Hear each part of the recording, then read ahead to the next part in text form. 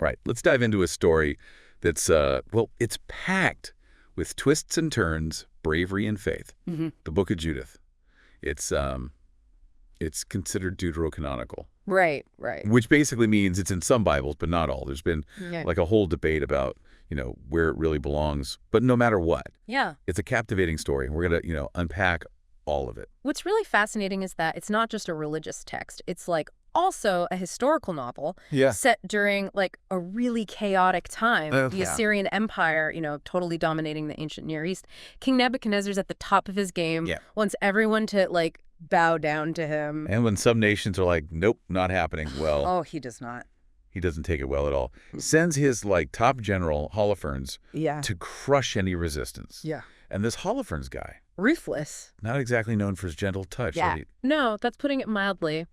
The text portrays him as like this totally ruthless, arrogant military leader driven by, just conquest and power. He marches west with this massive army and like cities and nations are just trembling before him. So the Israelites, they'd just come back from exile trying to rebuild their lives and bam, right in the path of this storm. They knew they were vulnerable. They had Bethulia, their fortified city, but facing the Assyrian army. That's terrifying. You can just imagine, right? The fear, the uncertainty gripping them. Their whole history is full of exile and oppression. And here they are facing another, existential threat. Chapter 4, it really captures that despair, doesn't it? It does. People are crying out to God, asking, like, why us? Why now? They're almost giving up hope. It's bleak. And that's when Achior comes in. Okay. The leader of the Ammonites. Right. Now, you wouldn't expect him to be sympathetic to the Israelites, right? I mean, they're usually rivals in the Old Testament. Totally. But Achior actually advises Holofernes against attacking them. Wait, so he's like telling the enemy not to attack? Yeah. It's a bold move. That is bold. Achior, unlike Holofernes, seems to get the Israelites' faith, their history of divine protection. He warns Holofernes, if they believe their God is on their side, they're unbeatable. It's like he sees what's coming. He knows, like, underestimating them and their God. Huge mistake. That's a recipe for disaster. Yeah. This scene, it really sets us up for our main character. Judith. She comes out of this desperate situation like a beacon of hope. Totally. A wealthy widow. Yeah. Respected for her piety, her wisdom. Absolutely. Chapter 8, she really takes charge. Confronts the city leaders who are ready to just give up. To surrender. She's just like, come on, guys. Where's your faith? She reminds them about God's power, how he's delivered them before, from impossible situations. What's so compelling about Judith is that she doesn't just sit back. She's a woman of action. She sees everyone paralyzed by fear, and she's not having it. She's taken charge. Even if it means, like, risking everything. Exactly. And her plan.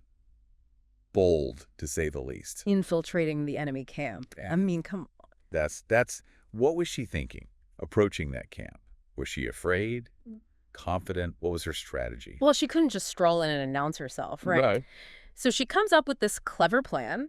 She pretends to be a defector, claiming she has, top secret information that will guarantee the Assyrians a win. So she's using deception. Oh, yeah. Playing on Holofernes' pride, his ambition. Absolutely. Turning his own arrogance against him. This is where you see Judith's sharp mind at work. She gets the power dynamics. She knows Holofernes, this powerful general, will likely underestimate a woman, especially one pretending to, need his favor. Right.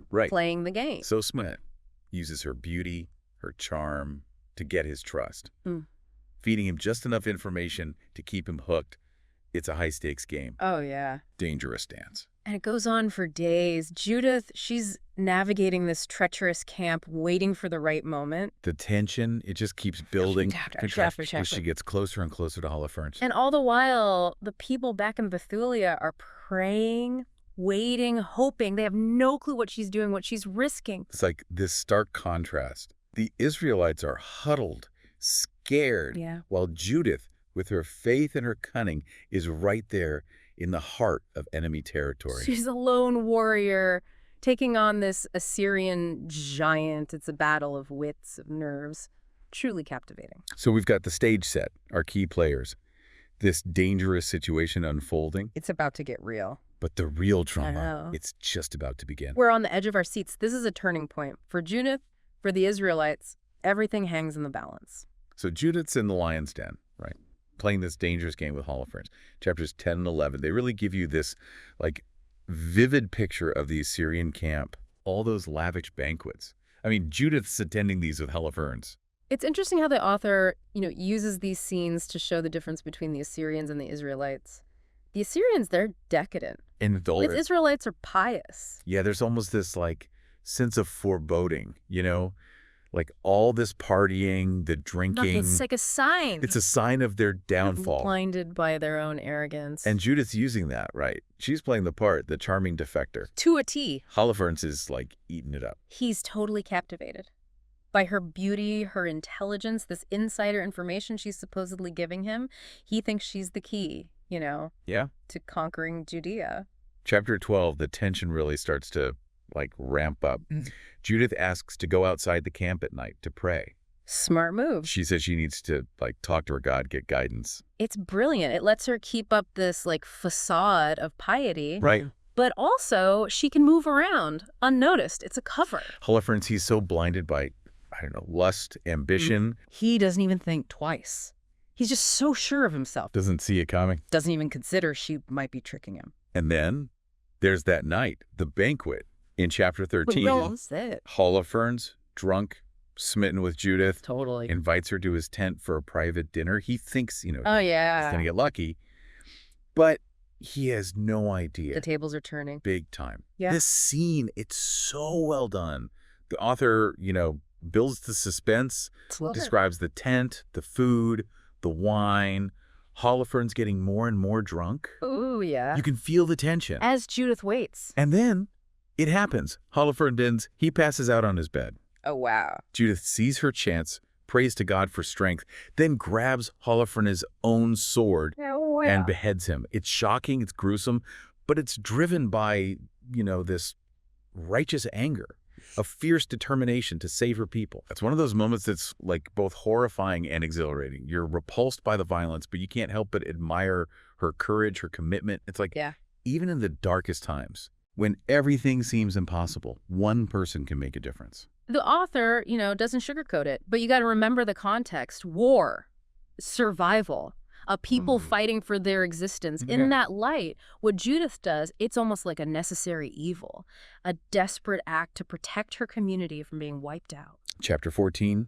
it's all about Judith escaping the camp, takes Holofernes' head, wraps it up, and with her maid, sneaks back to Bethulia in the darkness. Talk about tense. Imagine the fear, the adrenaline, sneaking through the enemy camp, carrying, their leader's head. It's a thriller. Total thriller. And then that moment of triumph when she gets back to Bethulia reveals what she's done. Can you imagine the shock, the disbelief, the relief? I bet they were floored. It's pure catharsis. These people, they were on the verge of giving up. Ready to surrender. And suddenly there's hope, a renewed purpose. Judith's act of defiance, it's like it woke them up, ignited a fighting spirit that had been, dormant for too long. And it's not just Bethulia. Chapter 15, news of Holofernes' death, it spreads like wildfire through the Assyrian camp. Chaos, the Assyrian army, this symbol of power, they're falling apart. Leaderless, demoralized, vulnerable. Right, for the taking. And chapter 16, that's exactly what happens. The Israelites, they're emboldened by Judith's victory.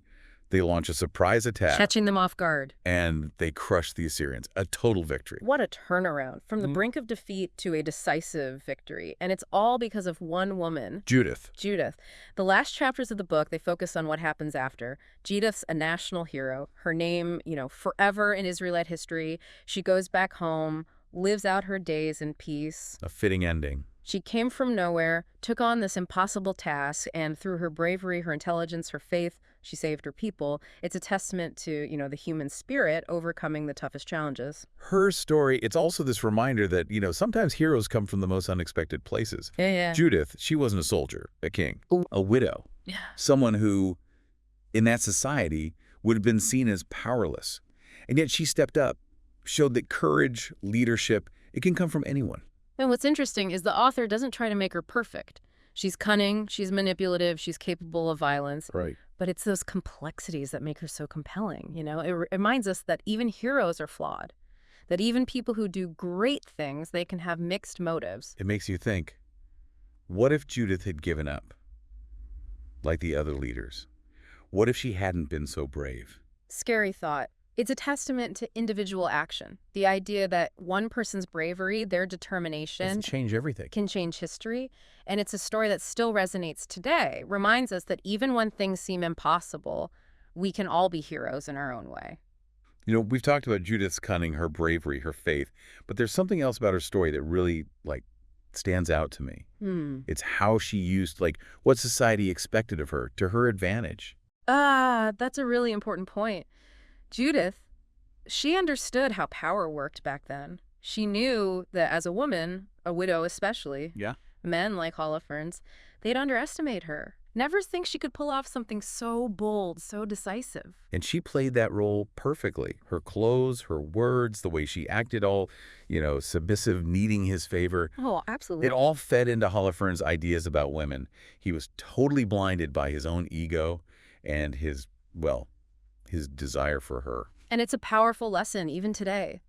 Judith's story reminds us that sometimes the strongest thing you can do is recognize those expectations and then flip them. Right, use them against the people who are, trying to box you in. Exactly. Understand the power dynamics and then use them to your advantage, just like Judith did. So how do we, apply this to our own lives? I mean, we're not going to be sneaking into enemy camps and, beheading generals. Yeah.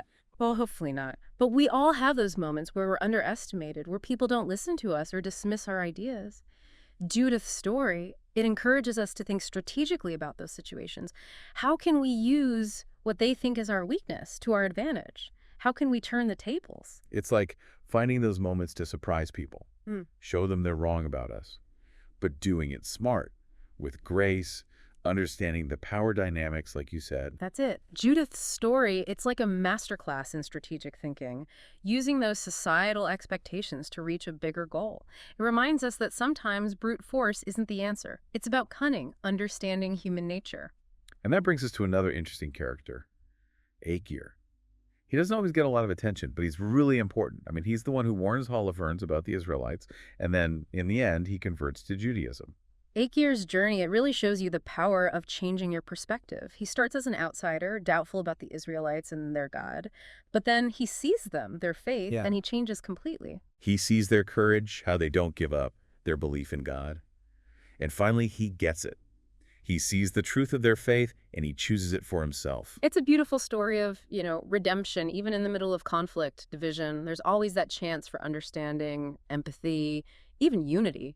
Sometimes your strongest allies, they come from the most unexpected places. It makes you wonder how many other Achiors are out there, people from different backgrounds, beliefs, just waiting to see things in a new way, a new perspective. That's a great question to think about. Judith's story, with all its themes of courage, strategy, unexpected alliances, it challenges us to look beyond our own limited views, to see how complex the human experience really is, to see the potential for good, even in unexpected places, and how one person's actions can really shape history. The Book of Judith, it's a story that has spoken to people for centuries. It's about faith, courage, and the power of the human spirit to overcome anything. And as we've seen, it's full of timeless lessons, things we can use to face our own challenges. Judith's story, it reminds us that we all have that potential for greatness inside us. Even when things seem impossible, we can find the strength to keep going, to challenge the way things are, to make a real difference in the world. So next time you're feeling overwhelmed, discouraged, remember Judith. Remember her courage, how clever she was, her unwavering belief in herself and her mission. Let her story inspire you to step up, embrace your own strengths, and never underestimate the power you have to make a change.